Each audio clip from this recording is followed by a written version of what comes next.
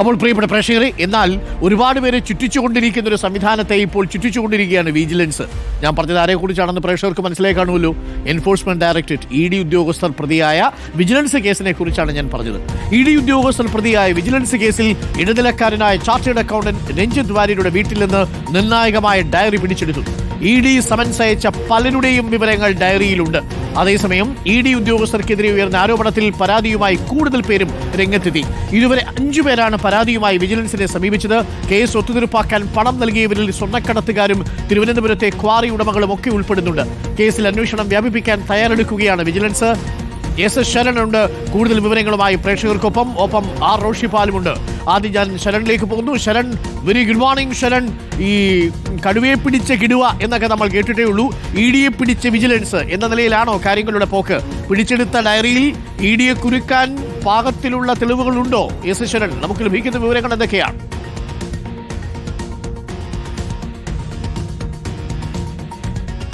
Arunkumar, very good morning. എന്തായാലും EDയെ പിടിക്കാനുള്ള പരമാവധി തെളിവ് ശേഖരണത്തിലേക്കാണ് ഇപ്പോൾ വിജിലൻസ് കടന്നിരിക്കുന്നത്. കഴിഞ്ഞ ദിവസമാണ് വിജിലൻസ് ED അസിസ്റ്റന്റ് ഡയറക്ടറായ ശേഖർ കുമാറിനെ ഒന്നാം പ്രതിയായിക്കൊണ്ട് കേസെടുത്തിരുന്നത്. ആ ഒന്നാം പ്രതിയാക്കിയതിന് പിന്നാലെ ശേഖർ കുമാറിനെ വിളിച്ചു വരുത്തി ചോദ്യം ചെയ്യേണ്ടതുണ്ട്. പക്ഷേ ചോദ്യം ചെയ്യലിന് മുന്നോടിയായിട്ട് തെളിവ് ശേഖരണം നടത്തേണ്ടെന്നുള്ളതാണ് വിജിലൻസ് പറഞ്ഞിരുന്നത്. അതിന്റെ അടിസ്ഥാനത്തിൽ കൂടിയാണ് ഈ മറ്റ് പ്രതികളുടെ വീടുകളിലും ഓഫീസുകളിലും ഒക്കെ തന്നെ റെയ്ഡ് നടത്തിയിരുന്നത്. ഇതിൽ ഏറ്റവും പ്രധാനപ്പെട്ട കാര്യം രഞ്ജിത്ത് വാര്യർ എന്ന് പറയുന്നത് ചാർട്ടേഡ് അക്കൗണ്ടന്റ്. ഇയാൾക്ക് ED ഉദ്യോഗസ്ഥരുമായി അടുത്ത ബന്ധമാണെന്നുള്ളൊരു നിഗമനത്തിലേക്ക് നേരത്തെ തന്നെ വിജിലൻസ് എത്തിച്ചേർന്നിരുന്നതാണ്. അതിന്റെ അടിസ്ഥാനത്തിലാണ് ഇയാളുടെ വീട്ടിലും ഓഫീസിലൊക്കെ തന്നെ റെയ്ഡ് നടത്തിയിരുന്നത്. അങ്ങനെ ഓഫീസിൽ റെയ്ഡ് നടത്തിയപ്പോൾ അതിൽ പ്രധാനപ്പെട്ട ചില രേഖകൾ ലഭിച്ചിരിക്കുന്നു എന്നുള്ളതാണ് ഇപ്പോൾ നമുക്ക് മനസ്സിലാക്കാൻ കഴിഞ്ഞിരിക്കുന്നത്. അതായത് ഒരു ഡയറി തന്നെ ലഭിച്ചിരിക്കുന്നു. ആ ഡയറിയിൽ ED സമൻസ് അയച്ച ആളുകളുടെ വിവരങ്ങൾ ഉൾപ്പെട്ടിരിക്കുന്നു എന്നുള്ളതാണ് പ്രധാനം. അപ്പോൾ കൂടുതൽ കേസുകൾ ഒതുക്കുന്നതിന്റെ ഭാഗമായി, കൈക്കൂലി വാങ്ങുന്നതിന്റെ ഭാഗമായിട്ടാണ് ആ ഒരു ഡയറിയിലെ വിവരങ്ങൾ സൂക്ഷിച്ചതെന്നുള്ള ഒരു നിഗമനത്തിലേക്ക് കൂടി ഇപ്പോൾ വിജിലൻസ് എത്തിച്ചേർന്നിരിക്കുന്നു. ഇതിന് പുറമെ തന്നെ ലാപ്ടോപ്പ്, ഐഫോൺ അടക്കമുള്ള ഡിജിറ്റൽ ഉപകരണങ്ങൾ പിടിച്ചെടുത്തിട്ടുണ്ട്. ഇത് വിശദമായ പരിശോധനകൾക്കായി, അതായത് ഫോറൻസിക് പരിശോധനകൾക്കായി അയക്കുകയും ചെയ്തിട്ടുണ്ട്. അങ്ങനെ ഫോറൻസിക് പരിശോധനാ ഫലം വരുമ്പോൾ ഇവരുടെ കൂടുതൽ ED ബന്ധം തെളിയുമെന്നുള്ളൊരു പ്രതീക്ഷയിൽ കൂടിയാണ് ഇപ്പോൾ വിജിലൻസ് ഉള്ളത്. എന്തായാലും വിജിലൻസിനെ സംബന്ധിച്ച് ഈ ശേഖർ കുമാറിലേക്ക് പോകണമെന്നുണ്ടെങ്കിൽ ധൃതി പിടിച്ച് ശേഖർ കുമാറിനെ വിളിച്ചു വരുത്തി ചോദ്യം ചെയ്ത് അറസ്റ്റിലേക്കൊക്കെ പോയാൽ അത് വിവാദമായി തീരും. അതുകൊണ്ട് തന്നെ പരമാവധി തെളിവ് ശേഖരണം എന്നുള്ളതാണ്. അതിൽ കുറച്ചൊക്കെ തെളിവുകൾ ഇപ്പോൾ ശേഖരിക്കാൻ കഴിഞ്ഞിട്ടുണ്ടെന്നുള്ളതാണ് ഇപ്പോൾ വിജിലൻസ് പറയുന്നത്. ഇതോടൊപ്പം തന്നെയാണ് ഈ മറ്റൊരു പ്രതിയായ മുകേഷ് കുമാറിനെ കേന്ദ്രീകരിച്ചുള്ള വലിയ അന്വേഷണത്തിലേക്ക് വിജിലൻസ് നീങ്ങുന്നത്. ഇയാൾ ഹവാല ഇടപാടുകാരിലെ മുഖ്യ കണ്ണിയാണെന്നൊരു കണ്ടെത്തലിലേക്ക് വിജിലൻസ് എത്തിച്ചേർന്നിരുന്നതാണ്. ഈ തട്ടിയെടുത്ത പണം ഹവാലയായിട്ട് മാറ്റിയിരുന്നു എന്നുള്ളത്. ഓക്കെ ശരൺ, തുടർന്നോളൂ ശരൺ.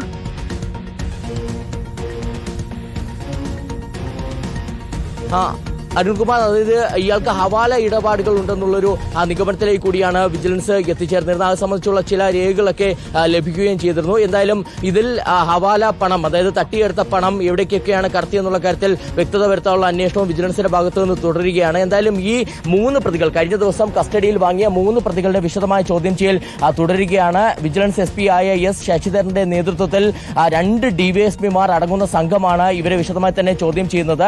അപ്പോൾ ഇവർ കൃത്യമായ ഒരു മൊഴി നൽകാൻ തയ്യാറായിട്ടില്ല എന്നുള്ളതാണ് നമുക്ക് മനസ്സിലാക്കാൻ കഴിഞ്ഞിരിക്കുന്നത്. ED ഉദ്യോഗസ്ഥരുമായി അടുത്ത ബന്ധമാണ് എന്ന് തുറന്നു പറയാനൊന്നും തന്നെ ഇവർ തയ്യാറായിരുന്നില്ല. പക്ഷേ അതിനപ്പുറം മറ്റ് തെളിവുകൾ, അതായത് റെയ്ഡ് അടക്കം നടത്തിക്കൊണ്ട് തെളിവുകൾ ശേഖരണത്തിലേക്കാണ് ഇപ്പോൾ വിജിലൻസ് കടന്നിരിക്കുന്നത്. ഓക്കെ, ഞാൻ ശരണിലേക്കൊന്ന് തിരിച്ചു വരാം. എനിക്ക് 1-2 കാര്യങ്ങൾ കൂടി അറിയേണ്ടതുണ്ട്. കാര്യം ആ ഡയറിക്കകത്തുള്ള ചില വിവരങ്ങൾ കൂടി ശരൺ അറിയാം എന്നെനിക്കറിയാം. അത് നമുക്ക് പ്രേക്ഷകരിലേക്ക് എത്തിക്കുകയും വേണം. R. റോഷിപാൽ നമുക്കൊപ്പം ചേരുന്നുണ്ട്. R. Roshipal, very good morning. Roshi, EDക്കെതിരെ കൂടുതൽ പരാതികൾ വരികയാണോ? ഇതിപ്പോൾ ഒരു പൈപ്പിന്റെ ടാപ്പ് തുറക്കുന്ന പോലെയാണെന്ന് തോന്നുന്നു. ആദ്യം ഒരാൾ വരുന്നു, അനീഷ് വന്ന് പരാതി കൊടുക്കുന്നു. ഈ സഹികെട്ട് പൊറുതിമുട്ടിയിരിക്കുന്ന കുറെ ആളുകൾ ഇപ്പോൾ പരാതിയുമായിട്ട് വരുന്നു എന്നാണ് കേൾക്കുന്നത്. റോഷിപാൽ,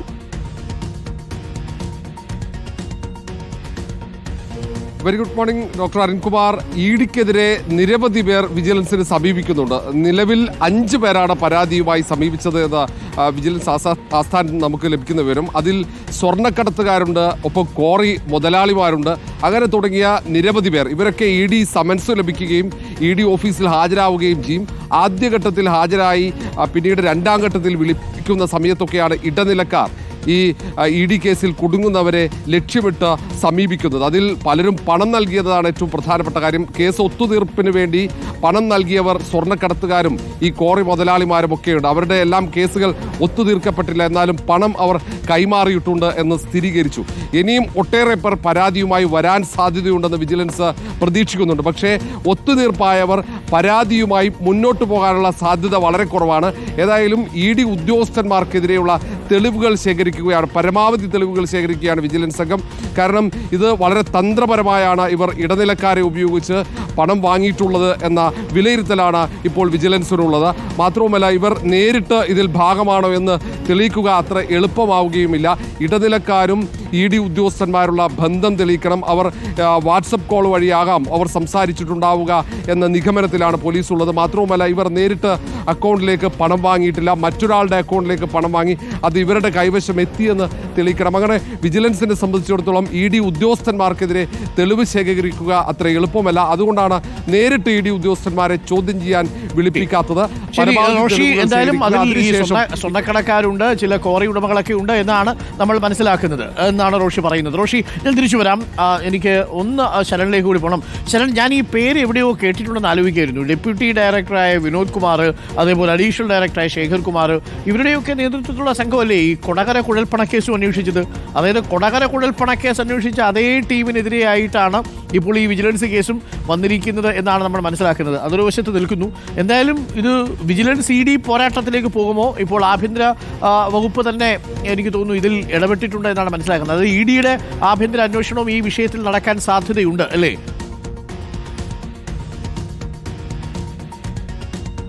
അരുൺകുമാർ, തീർച്ചയായിട്ടും EDക്ക് ഇനിയും ഇത് കണ്ടില്ലെന്ന് നടിക്കാൻ കഴിയില്ല. എന്തായാലും ഈ ഒരു ഉദ്യോഗസ്ഥനെതിരെയുള്ള ആരോപണം മാത്രമല്ല, അതായത് ഇപ്പോൾ അസിസ്റ്റന്റ് ഡയറക്ടറായ ശേഖർ കുമാർ, അദ്ദേഹത്തെ ഒന്നാം പ്രതിയായിക്കൊണ്ട് വിജിലൻസ് കേസെടുക്കുന്നു. അപ്പോൾ അദ്ദേഹത്തിനെതിരെ ഒരുപാട് ആരോപണങ്ങൾ ഉയർന്നിട്ടുണ്ട്. അത് മാത്രമല്ല, ഈ കൊച്ചി സോണൽ ഓഫീസിനെ ആകെ തന്നെ പ്രതിക്കൂട്ടിൽ നിർത്തുന്ന കൂടുതൽ പരാതികൾ കൂടി ഉയർന്നുകൊണ്ടിരിക്കുകയാണ്.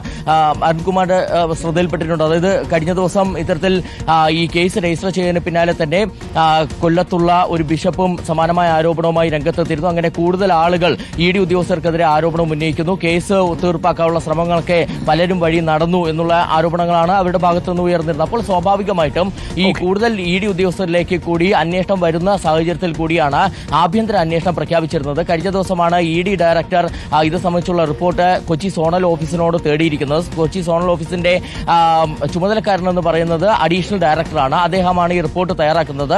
ഈ ശേഖർ കുമാറിന്റെ അടക്കം മൊഴി രേഖപ്പെടുത്തിക്കൊണ്ട് ഉള്ളൊരു റിപ്പോർട്ടായിരിക്കും ED ഡയറക്ടർക്ക് അഡീഷണൽ ഡയറക്ടർ നൽകുക എന്നുള്ളതാണ് ഈ ഘട്ടത്തിൽ നമ്മൾ മനസ്സിലാക്കുന്നത്. ഓക്കെ ശരൺ, എന്തായാലും പ്രേക്ഷകരൊന്ന് ആലോചിച്ച് നോക്കി. EDയിലെ മുതിർന്ന ഉദ്യോഗസ്ഥർക്കെതിരെയാണ് വിജിലൻസ് ഈ കേസ് എടുത്തിരിക്കുന്നത്. അതിപ്പോൾ ഒന്നല്ല 5 കേസുകൾ വരുന്നു എന്നാണ് മനസ്സിലാക്കുന്നത്. അങ്ങനെയാണെങ്കിലുള്ളൊരു സാഹചര്യം ഒന്ന് ആലോചിച്ച് നോക്കി. ഈ EDയെ പൂട്ടാൻ ആര് വരും എന്നുള്ളതാണ് ചോദ്യം. ED ഇങ്ങനെ പോയാൽ വിജിലൻസ് പൂട്ടുമെന്നാണ് പറയുന്നത്. എന്തായാലും തെളിവുകളുണ്ട് എന്ന് ഈ അന്വേഷണ സംഘം കരുതുന്നു. അതിൽ ആ തെളിവുകൾ, കൂടുതൽ തെളിവുകൾ തേടിയാണ് അന്വേഷണ സംഘം പോകുന്നത്. എന്താണല്ലേ നമ്മുടെ നാട്ടിൽ നടക്കുന്നത്?